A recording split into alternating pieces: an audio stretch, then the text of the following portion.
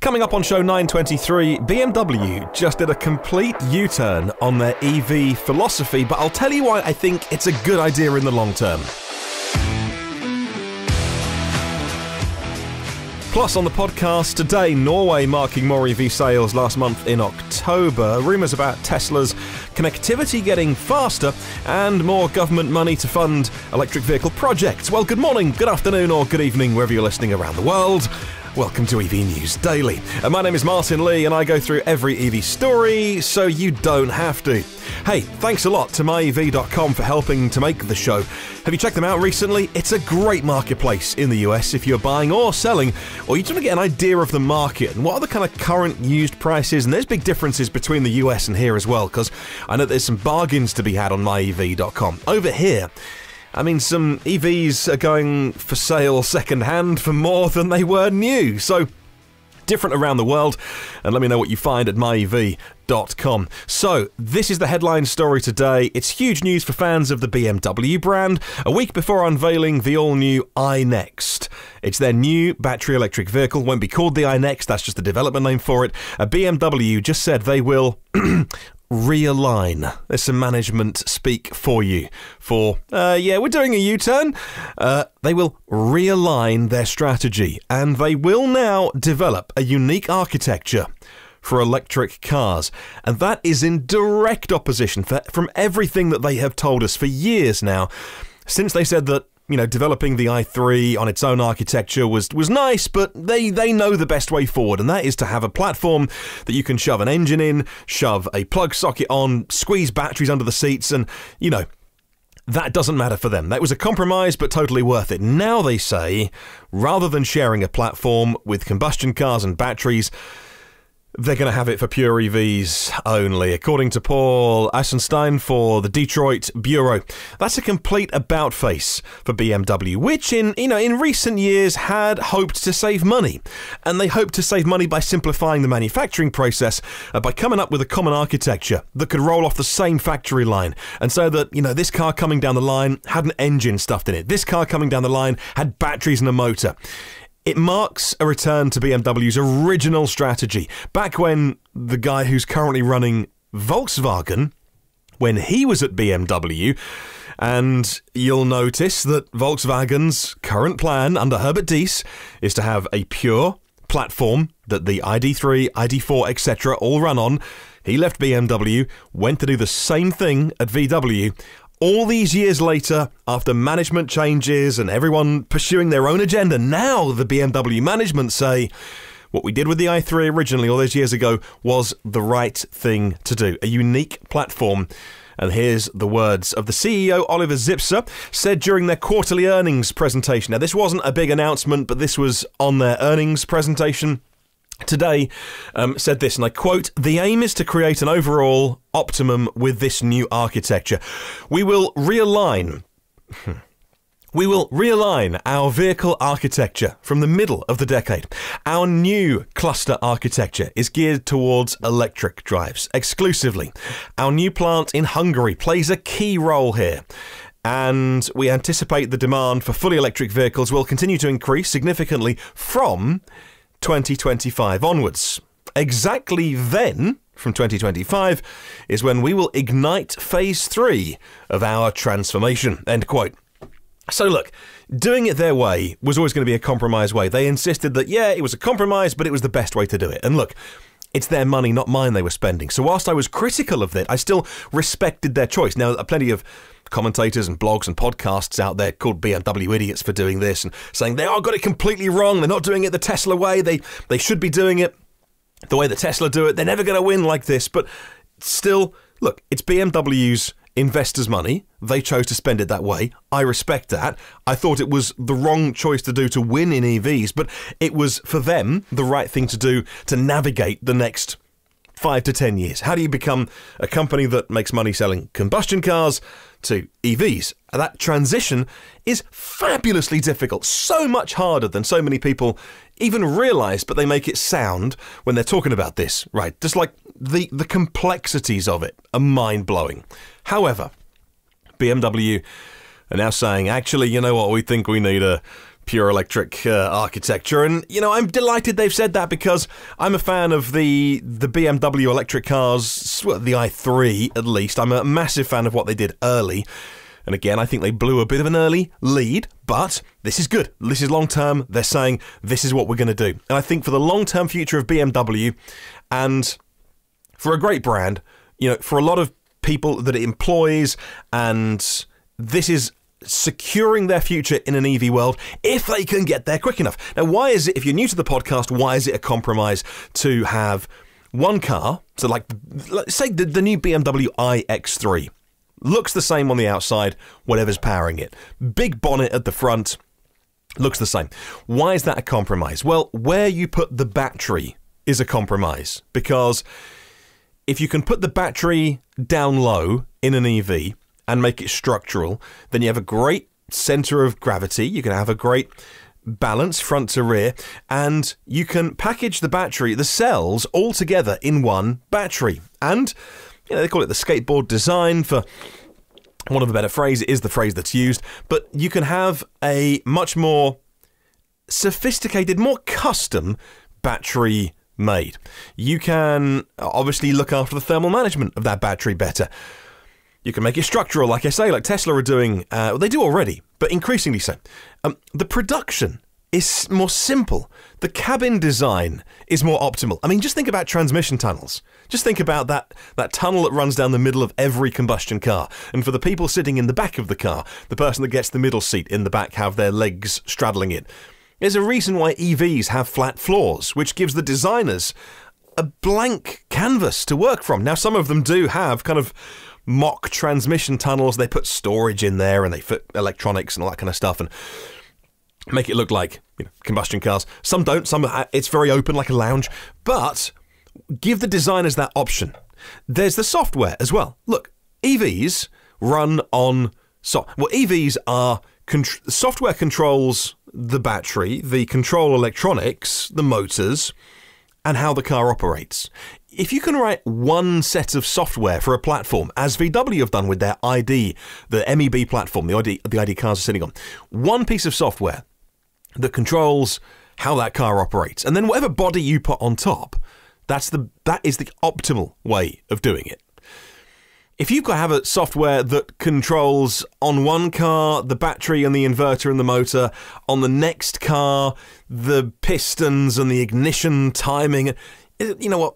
It's doable, but it's so much easier if you just do it once.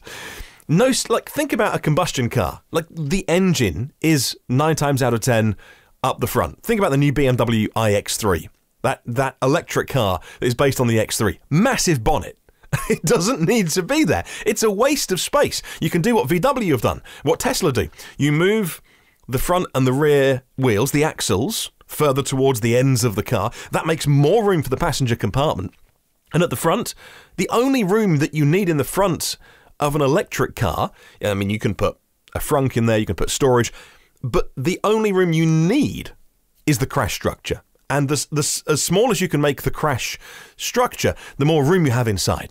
And so that whole space is just ridiculous to have on an electric car.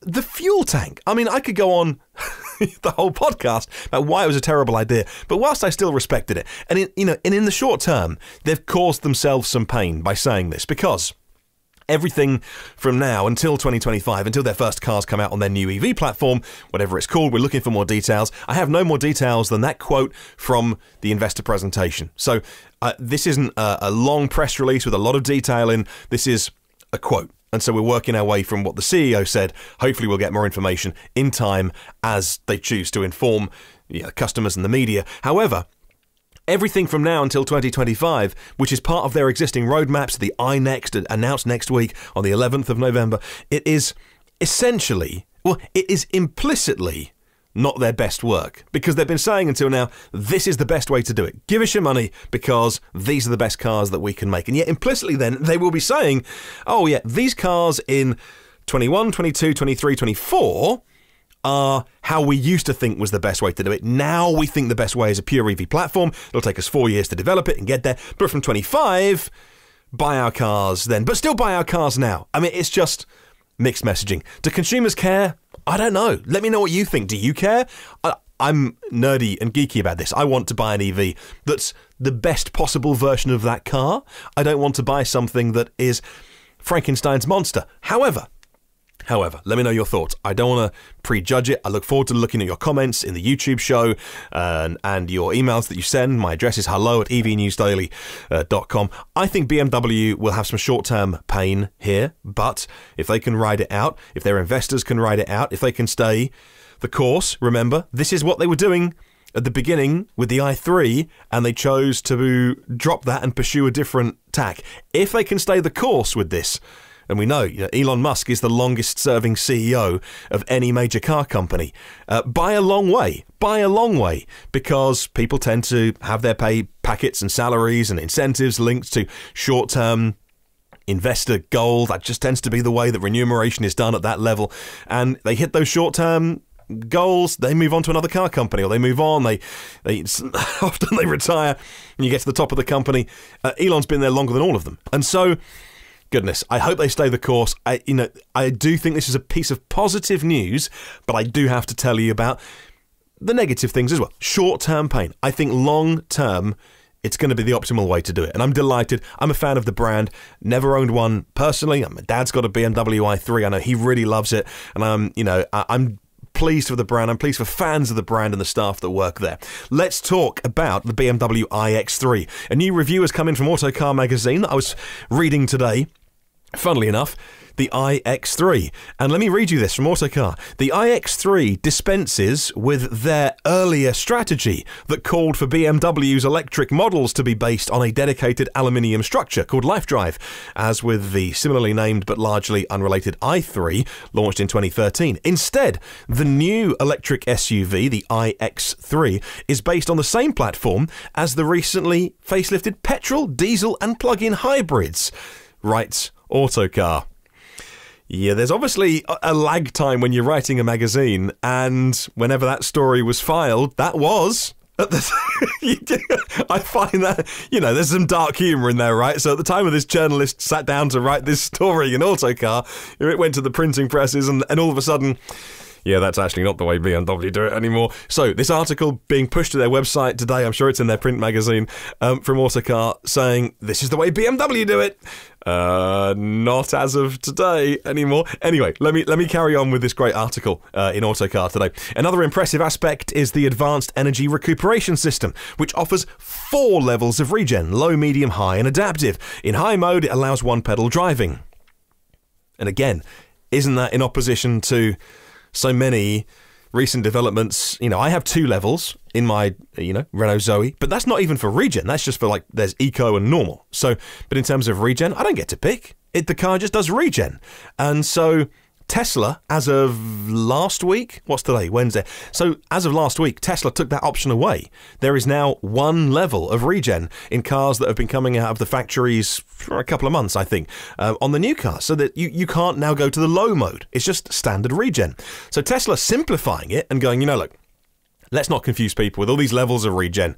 Let's just the car decelerate at a certain pace to do 1 level driving. Again, I think it's symptomatic of where BMW were, which is, let's give people 4 levels of regen, which is out of step with what others are doing. Anyway, energy for the motor, the electric energy for the motor comes from a battery pack which is 74 kilowatt hours in the iX3. The prismatic cells come from the Chinese maker, CATL. They're sort of packed in places like under the rear seats, in the boot, the floor of the boot, where they can fit the battery, really. It has a range of 280 to 285 miles on the European cycle, maybe 8 to 10% less on the EPA. However, it won't be sold in the US, and that's a real shame. I think it's a car that many X3 buyers would like. Autocar are fans of this. I can't wait to drive one myself, but I will drive it knowing that it's last season's fashion, as it were, if that makes sense. I can't wait to test drive it, but it's also going to be like, oh, okay, this is the opposite of what they think is the best thing to do. So let me know your thoughts on the iX3 and anything that I've talked about in the first goodness, 14 minutes of the podcast. Big story today. Big story. I really want your feedback on it. Okay, let's move to Norway. 7,873 new EVs were registered in October. Pure EVs accounting for 61% of new car registrations. The number one car was the VW ID3. He says electric compared with this time last year, 110% increase. And there's been 56,000 pure EVs sold since the beginning of the year, which again is another big increase on last year. Looking forward to a strong 3 months at the end of the year. Norway leading the way. Next, it's Tesla, and the owner slash white hat hacker, Green the Only is the name that he goes by on Twitter, has found some bits of software code flying around that hints at 5G connectivity coming to Teslas, and in their new over-the-air software update called 2020.44, some additional breadcrumbs pointing at upcoming 5G modem support, this person says. The Teslarati article says that when asked if the refreshed Model 3 might have the 5G equipment, the Twitter response was not enabled for 5G yet. But I wonder whether that is just going to be something that they switch on, whether it's got the new Model 3 or all new Teslas. I wonder if they have 5G in them, like 5G cards, SIM cards, but haven't turned it on. I don't know how that works. Maybe it doesn't work like that. The Tesla community's resident hacker admitted he hadn't seen a refreshed Model 3 personally, adding there's additional bandwidth usage monitoring for an option to ask cars to collect hotspot info. So again, I wonder whether your cars, this is not confirmed, but whether, like some EVs, some combustion cars, actually, that have got connectivity, whether the car can become a hotspot. So you leave your house, and obviously your phone and your tablets, etc., your watch, are all on the home Wi-Fi. You get in the car, and the car is then a Wi-Fi hotspot. That is what it would allude to, but we'll wait for confirmation. Let's talk about the Model 3 heat pump. One of the biggest items upgraded in the new refreshed Model 3 was the heat pump, which came from the Model Y. It's now added to the online parts catalogue, I can see. Before any official announcements were made by Tesla, the parts catalogue included the phrase cabin HVAC. All cars manufactured after October 5th. This applies to. Then it disappeared a few hours later. And now it's back. According to Drive Tesla Canada, Tesla have re-added cabin HVAC to its website parts list, and it shares the same parts number as the Model Y. So it's the same, we now know it's the same parts number, that the heat pump in the Y was simply taken to the 3. With winter fast approaching, numerous tests will obviously be on YouTube to show how much better the Model 3 copes with heat pump technology. Here in the UK, Swindon, the company Swindon Powertrain, is offering a standalone electric conversion kit for old classic Minis, which can be used in isolation or in addition to a range of aftermarket EV components as a 12 kilowatt hour battery pack, a motor controller, onboard charger and DC-DC converter. If you're a classic car enthusiast, got yourself a Mini and would like to make it go electric, the kit starts at about £9,000. Plus VAT, so plus 1,800 quid, that's 10,000 and something. Says Auto Futures TV, created in response to growing customer demand to electrify classic cars and original Minis in particular. Of course, they are really dinky, nothing like a modern Mini. The entire kit is only 70 kilograms, which is great. I wonder if anyone listening to the podcast is tempted by that. Here in the UK, the Department for Business, Energy and Industrial Strategy, grand department name, has allocated a multi-million-pound funding pot to companies that want to develop high-power batteries for EV, says ED.net. £29 million has been earmarked for projects creating a bigger market for second-life EV batteries. More money spent, like £10 million, on improving automation technologies. Recipients include Nissan, who will make an automated charging infrastructure in Sunderland, and BSA that wants to develop a true retro motorcycle. China is next in the news. Mentioned this a little while ago on the podcast, but now some more meat on the bones for this one. Sales of new energy vehicles, that is electric, plug-in and hydrogen, are forecast to rise to a fifth of the market by 2025, a big leap from the current 5%, says Yahoo News. China's State Council said the NEV industry in China, the world's biggest auto market, is improving its technology and competitiveness in a policy paper that has been released that outlines their plans, which I'd mentioned as a rumour a few days ago. And finally, despite best efforts, use of permanent magnet motors in EVs rising. They use rare earth materials. While there's been much publicity and technical development towards rare earth reduction in vehicle motors, not the batteries, the motors, in practice the market sees an increase in the number of permanent magnet electric motors in use, says Green Car Congress. Well, permanent magnet motors typically have better efficiency during normal driving conditions than their alternative, and that can result in improved range. And for that reason, the new report from ID Tech X says Tesla that transitioned from using copper induction motors in the S and the X to permanent magnet motors in the 3 and the Y. Permanent magnet motors are made with rare earth metals like neodymium and dysprosium, which are very geographically constrained supply chains, like, in other words, China, accounting the majority of those rare earth materials, and the price has had huge volatility in the past. And that's your podcast for today.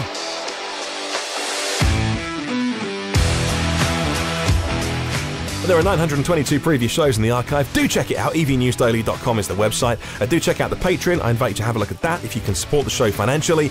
This is how I make money to make this podcast and do all the research and then add all the stories together, whittle them down, do a bit of editing, make sure that you only get the stories that you really need to know about in your 20 minutes caffeine hit of EV positivity every day. Patreon is patreon.com/EV News Daily, and the premium partners on there are Phil Roberts of Electric Future, Brad Crosby, Avid Technology, Porsche of the Village in Cincinnati, Audi of Cincinnati East, Volvo Cars of Cincinnati East, NationalCarCharging.com, the hardware experts, and AlohaCharge.com, Derek Riley and his wonderful EV Review Ireland YouTube channel, and Richard R. Simons, the electric vehicle specialists for your used EVs in the UK. rsymons.co.uk. Have a wonderful day. Catch you tomorrow, and remember, there's no such thing as a self-charging hybrid.